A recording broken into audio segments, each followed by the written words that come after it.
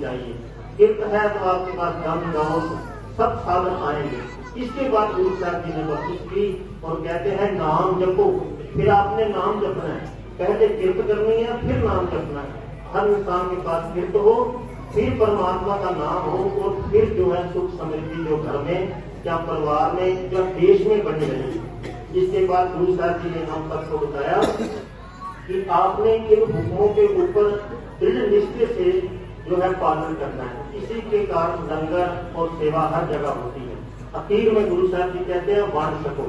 अगर पास आपके पास कमाई करने के बाद कुछ ज्यादा आ गया है तो लंगर के रूप में, और जिनको जरूरत है उनकी आप सेवा कर सकते हैं। और क्योंकि हैं तो हम सब आखिर एक है। गुरु साहब ने क्या निरंकार एक है और हर इंसान भी एक है। इसके बाद गुरु नानक देव जी वहां पहुंचे जहां बाबर ने हिंदुस्तान के ऊपर हमला किया था। बहुत सारी कदरों थी, हजारों लोगों को मार दिया और हजारों को भी उन्होंने जेल में डाल दिया गया। एक रिक्वेस्ट है कि वहीं से पीछे माथा टेक के बैठ जाए, अभी आगे वाले डिस्टर्ब हो रहे, वहीं माथा टेक के बैठ जाए। गुरु नानक देव जी ने को पकड़ के जेल में डाल दिया गया और उनको सजा लगाई गई कि आप चक्की पीसोगे।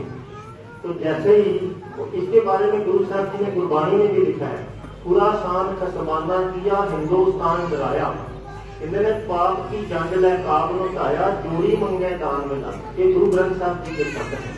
जब गुरु साहब जी को जेल में डाल दिया गया तो रात को चक्की अपने आप चल रही है, गुरु साहब समाधि में परमात्मा की में लगे हुए हैं।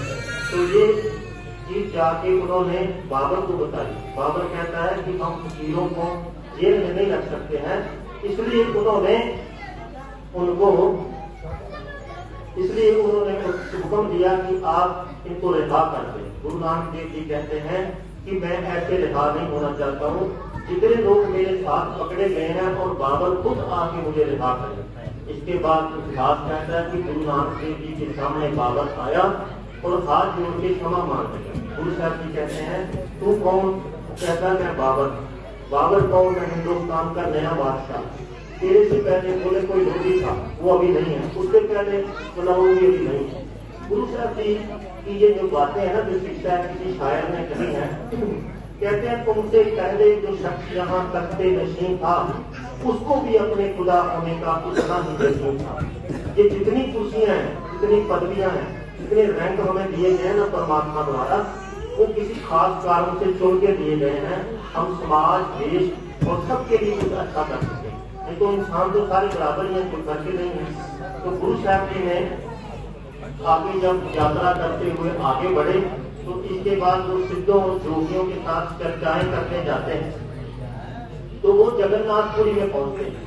वहां भी पुजारियों को कहते हैं कि हमने सुना है आप अल्लाह और राम में कोई खुदा में कोई फर्क नहीं करते हो, तो चलिए हमारे साथ जगन्नाथ की आरती करें।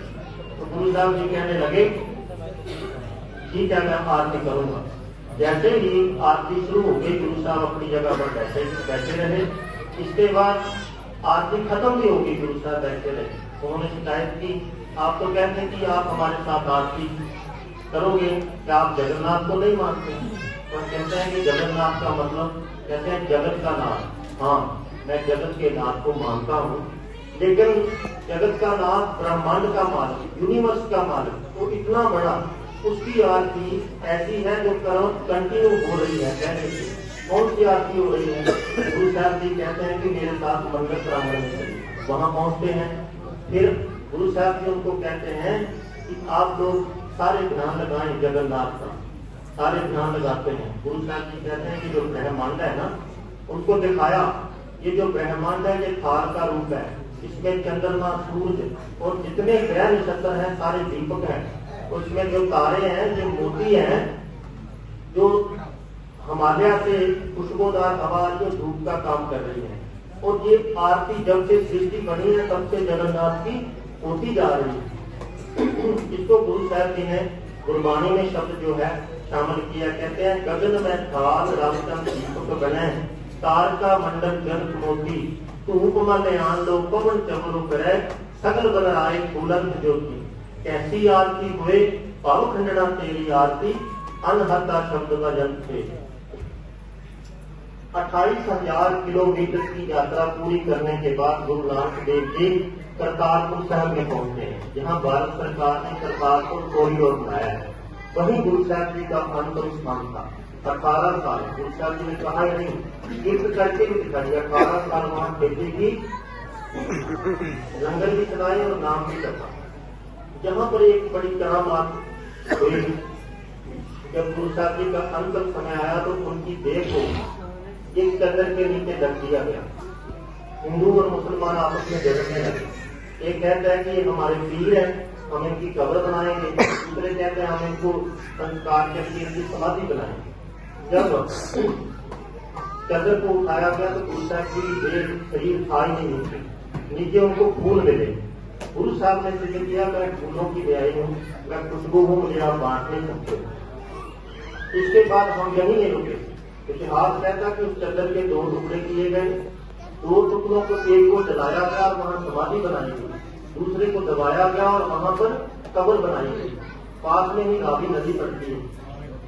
रात को उसमें बाढ़ आ गई और पानी आया और कब्र भी बह गई और समाधि भी बह गई। गुरु साहब ने फिर किया, आप मुझे बांट नहीं सकते।